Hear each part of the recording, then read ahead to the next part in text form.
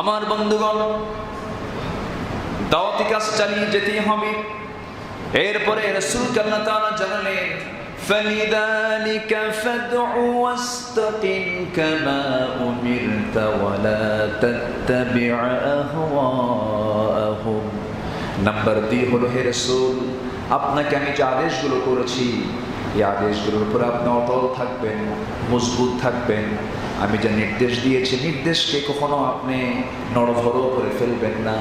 আমার নবীর শেষ জীবনে কিছু দাড়ি তার পেকেছিল। আম্মা আয়েশা তাকে বলে ফেললেন, ইয়া রাসূলুল্লাহি, আমি তো লক্ষ্য করছি আপনার কিছু দাড়ি পেকে গেছে। রাসূল বলে ফেলেন, আয়েশা, আমি তো বুড়ো হয়ে গেছি, তবে একটা আয়াত আমাকে বুড়ো বানিয়ে ফেলেছে। সে আয়াতটা হলো ফাস্তাকিম কামা উমিরতা, আপনাকে যে ব্যাপারে আদেশ করা হয়েছে তার উপরে আপনি অটল থাকুন। ইস্তেকামাত, এই আয়াতটা আমাকে বুড়া বানায় দিয়েছে। ঈমান তো সহজ, কিন্তু ঈমানের উপরে টিকে থাকাটা কঠিন। আল্লাহ তাআলা হামিম সিজদার ভিতরে বলছেন, ইন্নাল্লাযীনা ক্বালু রাব্বুনাল্লাহু সুম্মা ইসতাকামু তাতানাসসালু আলাইহিমুল মালায়েকা ألا تخافوا ولا تحزنوا وأبشروا بالجنة التي كنتم توعدون। জোরে বলুন আল্লাহু আকবার। নিঃসন্দেহে যারা ঈমান আনবে এবং ঈমানের উপরে যারা টিকে থাকবে, ঈমান আনাটা যায় কিন্তু টিকে থাকা কঠিন। আমার বন্ধুগণ, এমনও আছে ঈমান এনে আমার নবীর হাতে ঈমান এনেছে আবার খ্রিস্টান হয়ে গেছে, এমনও কিন্তু ইতিহাস আছে। নবীর প্রতি ঈমান এনেছে, ঈমান হারা হয়ে গেছে। ঈমানটা না সহজ, কিন্তু ঈমানের উপরে টিকে থাকাটা কঠিন। আল্লাহ তাআলা বলছেন, শুধু ঈমান আনলে হবে না, সুম্মাস্তাকামু, এর উপরে টিকে থাকতে হবে। যদি টিকে থাকতে পারো আমি তোমাদের কেমন সুন্দর জান্নাত দেব। জান্নাতের অফার দিয়েছেন এই আয়াতের শেষের দিকে। আল্লাহ তাআলা সুন্দর করে জান্নাতের ইঙ্গিত দিয়েছেন।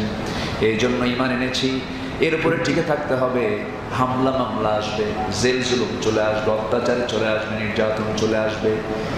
যে ঈমানদার মনে করে ঈমান এনেছি, পরীক্ষা দেব না, তার ঈমান এখনো হয় নাই। আল্লাহ রাব্বুল আলামিন সূরাতুল আনকাবুতের শুরুতে বলছেন, আহাসিবান নাস أن يتركوا أن يقولوا آمنا وهم لا يفتنون। ঈমান এনেছি, পরীক্ষা করব না তা হবে না, অবশ্যই পরীক্ষা করা হবে। ইতিপূর্বে বহু পছন্দের বান্দাগুলোকে আমি পরীক্ষা করেছি, তারা পরীক্ষায় ফেল করেছেন না পাস করেছেন? আসতে বলবেন না, ফেল করেছেন না পাস করেছেন? জাকারিয়া আলাইহিস সালামকে কোরআন দিয়ে শহীদ করা হয়েছে। ইয়াহইয়া আলাইহিস সালামকে জবাহ করে নবীর মাথা রানীর সামনে উপহার দেওয়া হয়েছে। এইরকম করে অনেক নবীকে অন্যায় করে হত্যা করা হয়েছে। আমার নবীর প্রতি জুলুম করা হয়েছে, নির্যাতন করা হয়েছে, নবীর উপরে মামলা করা হয়েছে, রাষ্ট্রদ্রোহ মামলা হয়েছে। আমার নবীর অধিকার হলো মক্কায় বসবাস করা। মক্কায় তার দাদার বাড়ি, তার বাপের বাড়ি, বাবার বাড়ি, দাদার বাড়ি, প্রত্যেক সম্পত্তিতে তিনি বসবাস করেছেন। মক্কারে তিনি মানুষ, নাগরিক, তার নাগরিকত্ব ছিনিয়ে নেওয়া হলো, রাষ্ট্রদ্রোহ মামলা করা হলো, হত্যার হুলিয়া জারি করা হলো। যেখানে পাবে সেখানে মেরে ফেলবে। যে নবীর মুখ থেকে একটা অযাচিত একটা কথা কোনোদিন বের হলো না, যিনি কোনোদিন কৌতুক করে মিথ্যা বললেন না, কোনো বান্দার হক নষ্ট করলেন না। আমার নবীজি এত সাদামাটা ছিলেন যে আর চোখে কখনো তাকান নাই। ডান দিকে তাকানোর দরকার, গোটা মাথাটা ঘোরায় তিনি ডান দিকে তাকাতেন। এত সরল চেতনা তার মধ্যে কাজ করত। কোনোদিনই বিনিয়ে কোনো কথা তিনি বলতেন না, যা বলতেন সোজা বলতেন, কাউলান সাদীদা, সোজা কথা বলতেন। হাসি ছিল তার মুখটা কখনো থাকতো না, সর্বক্ষণ তিনি হাসতেন। পেটে খাবার নাই কিন্তু মুখে হাসি বন্ধ নাই। এমন সুন্দর মহান চরিত্রের তিনি আধার ছিলেন। সেই নবীর বিরুদ্ধে হত্যার হুলিয়া কেন জারি করা হলো? হামলা মামলা কেন করা হলো? দাঁত কেন ভেঙে দেওয়া হলো? চুল কেন টেনে ধরা হলো? বুকের উপরে বসিয়ে কেন তাকে বারবার মারা হলো? পাথর কেন মারা হলো?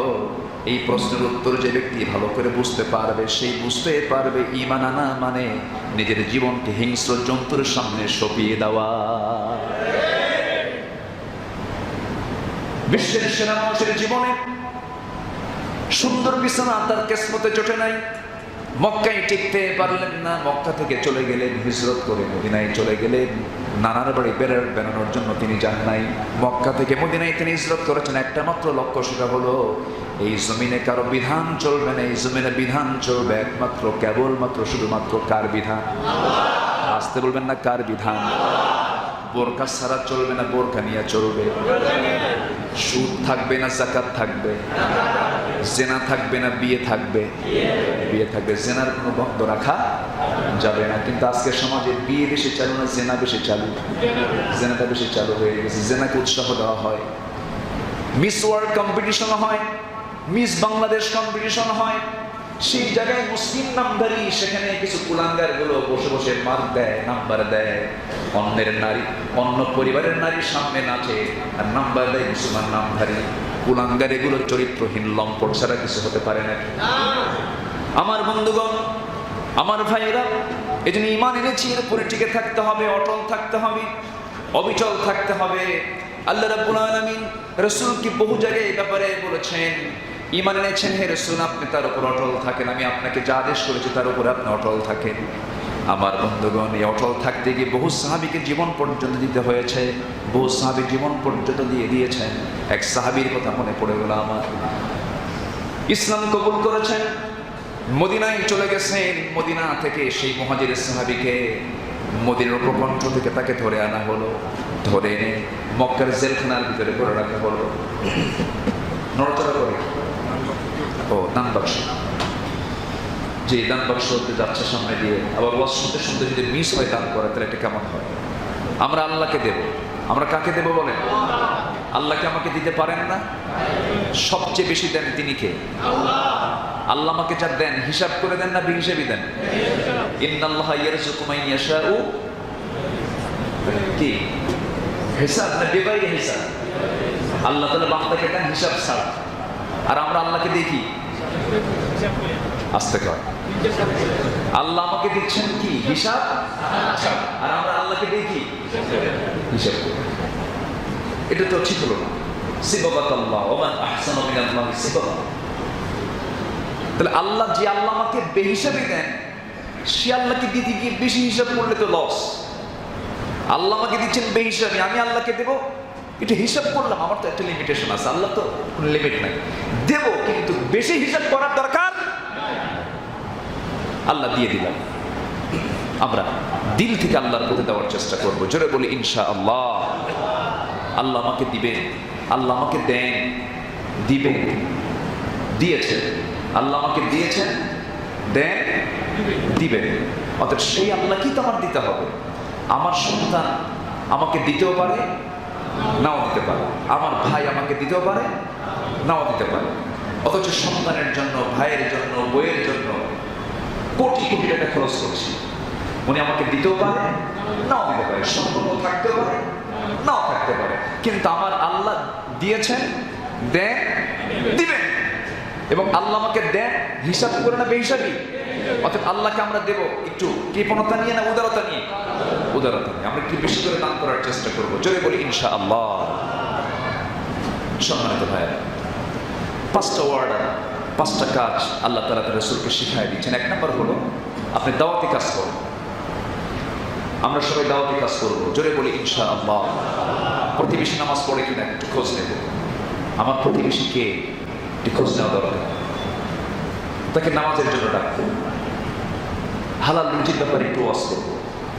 ওয়াজ তো শুধু আমাদের জন্য না, ওয়াজ সবাইকে করতে হবে। ওয়াজ মানে হলো উপদেশ দেওয়া। ওয়াজ মানে কি? উপদেশ দেওয়া। এই উপদেশগুলো আমাদের সবার দেওয়া উচিত। দাওয়াতি কাজ প্রত্যেক বান্দাকে করতে হবে। একজন ইমানদারের 1 নম্বর কাজ হলো দাওয়াতি কাজ করা। কি কাজ করা? দাওয়াতি কাজ করা। স্বামী স্ত্রীকে দাওয়াত দেবে, স্ত্রী স্বামীকে দাওয়াত দেবে, বাবা সন্তানকে দাওয়াত দেবে, আবার সন্তান বাবাকে দাওয়াত দেবে, ভাই ভাইকে দাওয়াত দেবে, ভাই বোনকে দাওয়াত দেবে, বোন ভাইকে দাওয়াত দেবে। দাওয়াতের এই কর্মক্ষেত্র সব জায়গায় অনুপস্থিত না উপস্থিত? উপস্থিত। সব জায়গায় আমরা দাওয়াতি কাজ করবো। নাম্বার 2 হলো ইস্তেকামাত। ঈমান এনেছি, এরপরে আমরা টিকে থাকবো এনিওয়ে। যত ঝড় আসুক, বাধা আসুক, আমাকে টিকে থাকতে হবে ঈমানকে নিয়ে। ঈমান হারা হয়ে সেই টাকার কোনো মূল্য আল্লাহর দরবারে নেই। তো একজন সাহাবীর কথা মনে হচ্ছিল, উনি আমার নবীর সাথে মক্কা ছেড়ে মদিনায় চলে গেছেন। মদিনার উপকণ্ঠ থেকে কুরাইশরা সেই সাহাবীকে ধরে আনলো, তাকে অ্যারেস্ট করে ধরে মক্কার দিকে নিয়ে চলে আসছে। মক্কায় নিয়ে এসে জেলখানায় ঢুকায় রাখছে। জেলখানায় ঢুকায় রেখে বলা হলো, খোবায়েব, আমরা আমাদের বাপদাদার ধর্মের দিকে ফিরে আসি। মোহাম্মদ তো আমাদের সমাজ থেকে বের হয়ে গেছে, সে নতুন ধর্ম নিয়ে আসছে, ওগুলো বাদ দাও, বাপদাদা যা কইছে এটা মেনে নাও। খোবায়েব বললেন, ইসলামকে গ্রহণ করেছি, ছাড়ার জন্য নাও, জীবন যাবে, ইসলামকে বাদ দিতে পারবো না। জোরে বলি সুবহানাল্লাহ। আর আমার দেশে 10 টাকায় ইমান বিক্রি করে দেয়, আছে না? 10 টাকা দিলে ইমান বিক্রি হয়ে যায়। নাম কি ইমান আলী? নাম কি? ইমান আলী। কিন্তু নামাজ পড়ে না, বিড়ি খায়, গাঁজা খায়। সম্মানিত ভাইরা, ইমান আলী নাম রাখলে কি ইমানদার হওয়া যায় না? ইমান থাকতে হবে তার ভিতরে। খোবায়েব রাদিয়াল্লাহু তাআলা আনহু চ্যালেঞ্জের সম্মুখীন হয়ে গেলেন। মক্কা নগরের প্রশাসন কর্তৃক চরম চাপের মধ্যে পড়ে গেলেন। আবু জেহেল সহ সবাই বলতেছে, খোবায়েব এখনো সময় আছে, তুমি কি করবো বলো। খোবায়েব বলছেন, একটা কথা জেনে রেখে দিও, আমার প্রতি অত্যাচার যত বাড়বে আমার ঈমান তত মজবুত হয়ে যাবে। চ্যালেঞ্জ মেনে দিলেন। প্রচন্ড ক্ষেপে গেল, রেগে গেল। এক পর্যায়ে খাবার বন্ধ করে দিল। খোবায়েব, আমরা তোমার খাবার বন্ধ করে দিলাম, তোমাকে কে খাওয়াবে? তোমাকে তোমার খোদা কেমন করে খাওয়ায় দেখি তো। খোবায়েব সম্পূর্ণ আস্থা আনলেন কার উপরে? আল্লাহর উপরে। মারিয়ামকে যদি আল্লাহ তাআলা জান্নাত থেকে খাবার দিতে পারেন, আল্লাহ তাআলা বান্দাকে অবশ্যই সরাসরি খাবার দিতে পারেন, এতে কোনো সন্দেহ আছে না? মার পেটের মধ্যে খাবার খাওয়ায় দিয়েছেন কে? মার পেটের মধ্যে খাবার খাওয়ায় দিয়েছেন আল্লাহ তাআলা। খোবায়েব পূর্ণ আস্থা রাখলেন আল্লাহ তাআলার উপরে। 2 থেকে 3টা মাস চলে গেল, খোবায়েবের জন্য কোনো জেলখানায় খাবারের কোনো বন্দোবস্ত করা হলো না। 2 থেকে 3টা মাস খাবার বন্ধ হলো ঠিক, কিন্তু আল্লাহ তাআলা প্রত্যেকটা মুহূর্ত খোবায়েবের জন্য জান্নাতের খাবারের বন্দোবস্ত করে দিয়েছেন। খোবায়েবের পাহারায় দায়িত্ব ছিল এমন একজন ব্যক্তি পরবর্তীতে ইসলাম কবুল করেন। সেই সাহাবী ইসলাম কবুল করার পরে তিনি বললেন, আমি নিজের চোখে দেখেছি খোবায়েব যখন শেষ রাত্রে আল্লাহর কালাম যখন তেলাওয়াত করতো, আমি নিজের চোখে দেখেছি তার চোখের সামনে কে যেন ঝুলন্ত আঙ্গুরের ছড়া তার সামনে ঝুলায় রাখতো। জোরে বলেন সুবহানাল্লাহ। আঙ্গুরের ছড়া থেকে একটা করে আঙ্গুর খেতে আর আল্লাহর কালাম তেলাওয়াত করতে। এই কথা যখন চতুর্দিকে প্রকাশ পেয়ে গেল, আবু জেহেলের লোকজন বলে ফেললো যে এটা যদি চতুর্দিকে ছড়িয়ে পড়ে তাহলে তো মানুষ দিনের দিকে আরো বেশি ঝুঁকে পড়বে। আইনটাকে চেঞ্জ করে তার বিরুদ্ধে ফাঁসির অর্ডার হয়ে গেল, সুদে চড়ে তাকে হত্যা করা হবে। দিনক্ষণ ঠিক হয়ে গেল। খোবায়েবকে বলা হলো, খোবায়েব, আমরা তো চূড়ান্ত সিদ্ধান্ত নিয়েছি, তোমাকে আমরা দুনিয়া থেকে বিদায় করে দেব। উনি মুস্কি হাসি মেরে বললেন, আমি তো আমার নাকের মধ্যে জান্নাতের ঘ্রাণ পাচ্ছি। জোরে বলে সুবহানাল্লাহ। আমি আমার নাকের মধ্যে জান্নাতের ঘ্রাণ পাচ্ছি। খোবায়েবকে তার আত্মীয় স্বজন বললো, খোবায়েব, তোমার কি একটু দয়া হয় না? তোমার এই যে ভাই বোনগুলো আছে, তোমার আত্মীয় স্বজনগুলো আছে না, এদের দিকে তাকায় কি তোমার একটু মায়া হচ্ছে না? তোমার মুহাম্মদের উপর এত দয়া মায়া? খোবায়েব বলছেন, না, তোমরা বুঝতে ভুল করেছো। আমি কোনো ব্যক্তির উপরে মায়া দয়া দেখাচ্ছি না, আমি আমার আল্লাহর পথকে চিনতে পেরেছি, আমি তাওহীদকে বুঝতে পেরেছি, আমি আখিরাতকে চিনতে পেরেছি। আমি হাসতে হাসতে জীবন দেব, কিন্তু বাতিল শক্তির কাছে আমি মাথা নত করবো না। স্পষ্ট করে জানিয়ে দিলেন। এক আত্মীয় এসে বলল, খোবায়েব, তুমি তো আমাদের আত্মীয়, তোমার শেষ ইচ্ছা বলতে কোনো ইচ্ছা আছে কি? খোবায়েব বলেন, হ্যাঁ, আমার একটা ইচ্ছা যদি তোমার পূরণ করতে আমি খুবই খুশি হতাম। বলো, মৃত্যুর পূর্বে তোমার শেষ ইচ্ছাটা কি? আমাকে একটু ওযুর পানি দাও, আমি ওযু বানাই নামাজে দাঁড়িয়ে একটু আমি আল্লাহর সঙ্গে কথা বলতে চাই। কার সঙ্গে কথা বলতে চাই? আল্লাহর সঙ্গে। একটু ওযুর পানি দাও।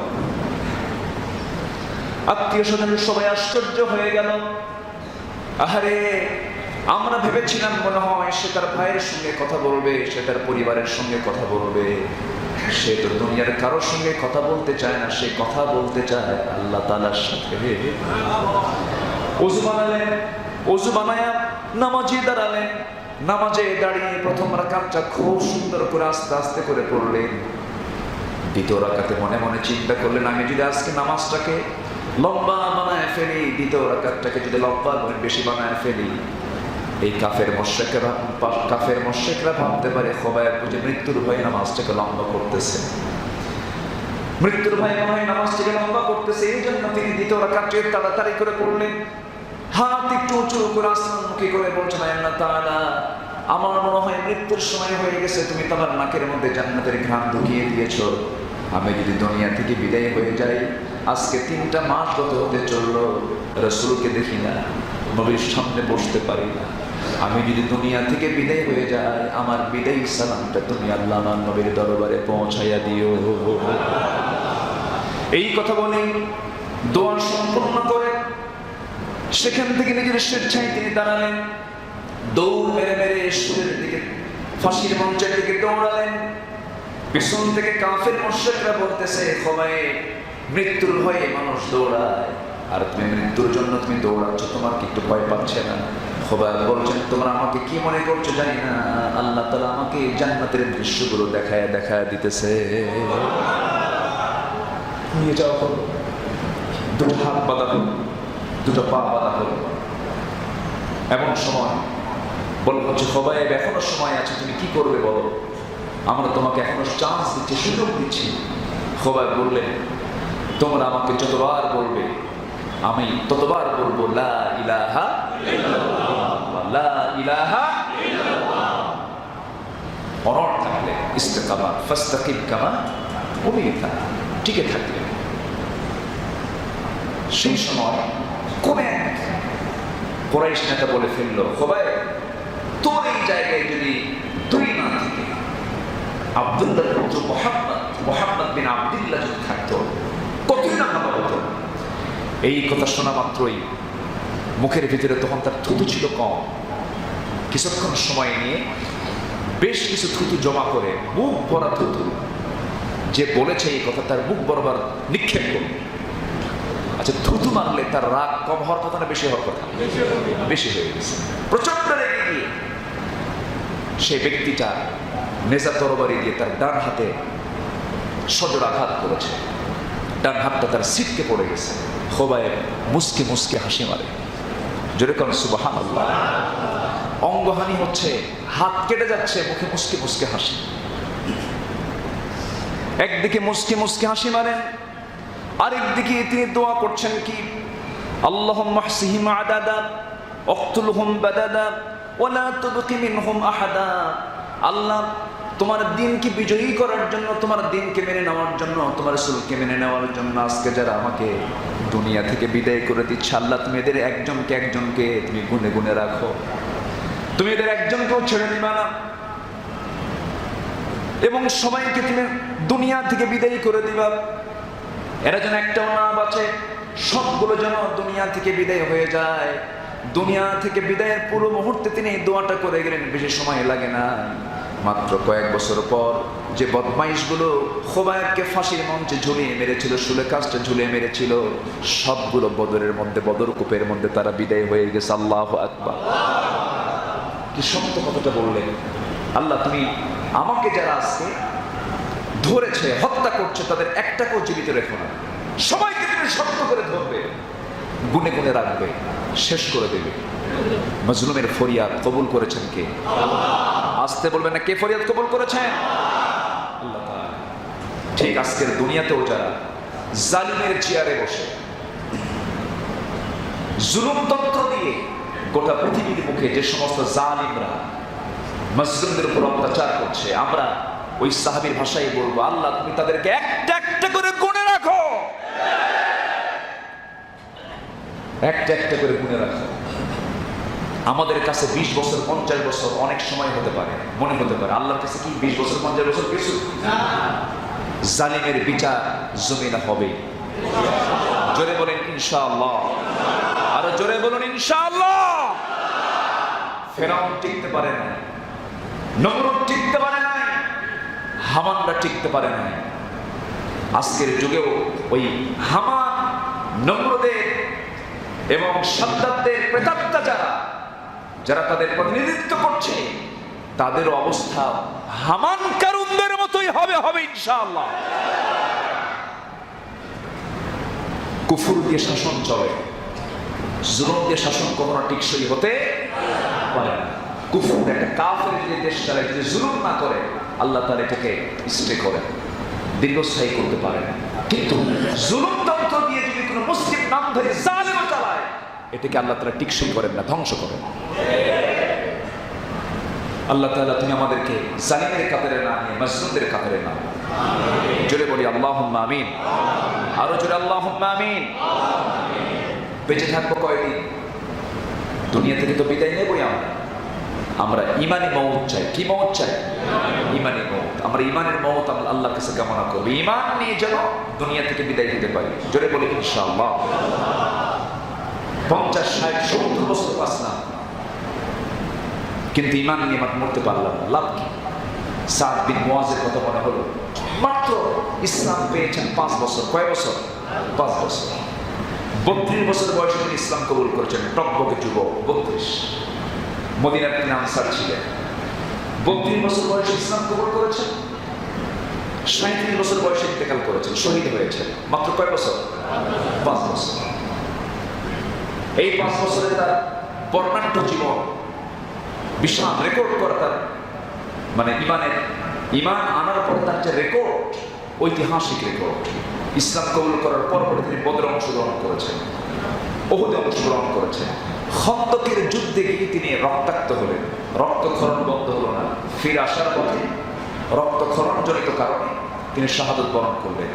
যখন আমার নবীর কাছে সংবাদটা চলে আসলো, আমার রাসূল বললেন ইহতাজ্জাতিল আরশ, আজকে আমার সাদ বিন মুআজের মৃত্যুতে আল্লাহর আরশ কেঁপে উঠেছে। সেই সাদ বিন মুআজের উত্তরসূরিরাও আজকে দুনিয়াতে আছে না নয়? ভূমিকম্প কখন হয়? ভূমিকম্প কখন হয়? গান বাজনা কম হলে হয় নাকি? কম হলে বেশি হলে? সুদ ঘুষের পরিমাণ কমে না বাড়লে? জেনার পরিমাণ কমে না বাড়লে?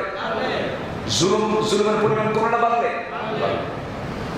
সম্মানিত ভাই, আকল নাম ইশারা বাসা, সচেতন ব্যক্তির জন্য ইঙ্গিতটাই যথেষ্ট। আমরা বুঝে নিই, আমরা অনুমান করি, আল্লাহ তাআলা আমাদেরকে সবকিছু বুঝিয়ে দিচ্ছেন। আমরা সতর্ক হই, আল্লাহ তাআলা সবাইকে বোঝার তৌফিক দান করুন। জোরে বলি আল্লাহুম্মা আমিন। জীবন যতটুকু পেয়েছি আমরা, একটা সেকেন্ডকে আমরা নষ্ট করব না, প্রত্যেকটা সেকেন্ডকে কাজে লাগাবো। সাদ বিন মুআজ তিনি পৃথিবীতে বেঁচে ছিলেন ঈমান নিয়ে কয় বছর? 5 বছর। তার মৃত্যুতে কেঁপেছে আল্লাহ তাআলার আরশ। কি বিশেষ ব্যক্তি! আল্লাহ তাআলা এত খুশি হয়েছেন যে আরশ পর্যন্ত কেঁপে উঠছে। আমরা এমন জীবন গঠন করব, জোরে বলি ইনশাআল্লাহ। as-sahabatu kan-nujum, একজন সাহাবীর জীবনকে ফলো করলে আমার আপনার জীবন সাকসেস। সালমান ফার্সির মতো মানুষ, এখানে তো আমাদের সালমান ফার্সি হয়ে আসে, এই জন্য নামটা চলে আসে। সালমান ফার্সির মতো একজন মানুষ, সাহাবী, 250 বছর বেঁচে ছিলেন। আল্লাহু আকবার বলেন। দীর্ঘ হায়াত পেয়েছেন। যখন তিনি ইসলাম কবুল করেন তখন তিনি বুড়া মানুষ। প্রথমে আগুন পূজা করছেন, ইহুদি ছিলেন, অগ্নিপূজক ছিলেন, আবার খ্রিস্টান ছিলেন। এই খ্রিস্টান ধর্ম গ্রহণ করার পর তিনি এই সমস্ত কিতাবের রাসূলের ইতিহাস কিছু পাইছেন। মদিনায় তিনি ঢুকে গেছেন, রাসূলকে পাইছেন সামনে। রাসূলকে দেখে তিনি ভাবলেন দেখি একটু টেস্ট করব। তিনি মান্নতের কিছু টাকা নিলেন, মান্নতের টাকা নিয়ে বলেন, হে আল্লাহর পয়গম্বর, এই মান্নতটা টাকাটা আমি আপনাকে দিতে চাই। রাসূল নাম এটা নেই না। এরপর হাদিয়া দিলেন, হ্যাঁ আমি হাদিয়া গ্রহণ করি, হাদিয়াটা নিলেন। এরপর সহ্যে আছে, কিছু বলার সাহস পাচ্ছেন। সালমান ফার্সি তিনি সেই পারস্যের মানুষ, ইরান থেকে আসছেন মদিনার কোথায়, ইরান কোথায়, বেশ দূরে, অনেক ডিফারেন্স। সেই সময় তার এরকম দ্রুতগামী যানবাহন ছিল না, চেয়ে আসেন বারবার। কিন্তু নবীজির মুখোমুখি না হয়ে বারবার সালমান ফার্সি নবীজির পিছনের দিকে আসেন, পিছনের দিকে আসেন। রাসূল ভাবলেন, বুঝতে পারছে সালমান আমার কি দেখতে চায়, এই লোকটা আমার কি দেখতে চায়। আমার নবীজির স্বেচ্ছায় তার পিঠে ছিল চাদর, সেই চাদরটা তিনি পিঠ থেকে সরাইয়া তিনি পিঠটাকে ফাঁকা করলেন। তখন এই সালমান ফার্সি রাদিয়াল্লাহু তাআলা নবুয়তের সিলমোহরটা, কালো চিহ্নটা, পিঠের যে মাঝখান বরাবর সেই কালো চিহ্নটা দেখা মাত্রই লাফ মেরে গিয়ে আমার নবীর সেই নবুয়তের সিলমোহরে চুমু খেয়ে বলেন, আশহাদু আল্লা ইলাহা ইল্লাল্লাহু ওয়াহদাহু লা শারীকা লাহু। ইসলাম কবুল করবে। খন্দকের পরিধি খনন করা হয়েছে। খন্দককে, গোটা মদিনাকে সুরক্ষিত রাখার জন্য চতুর্দিকে বাংকার করা হয়েছে। এই পরিধি খনন করা হয়েছে একজন সাহাবীর পরামর্শ রেখে, সালমান ফারসির পরামর্শ করে। উনি অনেক বয়স্ক লোক ছিল। ইনি যখন মারা যান খুব কাঁদতেছেন। ইমানদার তো মৃত্যুর সময় কান্দার কথা নয়। এক সাহাবী বললেন, আমাদের আপনি প্রিয় ভাই, আপনি নবীজির খুব পছন্দের সাহাবী, কেন আপনি কান্নায় ভেঙে পড়ছেন? আপনার কি হয়েছে? মৃত্যু তো বরণ করতেই হবে, মরে যেতে হবে। সালমান ফারসি বলছেন, ও আমার ভাই, আমি তো দুনিয়ার কোনো মোহে পড়ে আমার চোখে পানি আনতেছি না, আমি কাঁদতেছি না। আমার কান্না করার কারণ হলো আমি যে দুনিয়া থেকে বিদায় নিচ্ছি, রাসূল আমাকে একটা কথা বলেছেন, সেই কথা আমি ফলো করতে পারি নাই। কি কথা তিনি বলেছেন আপনাকে?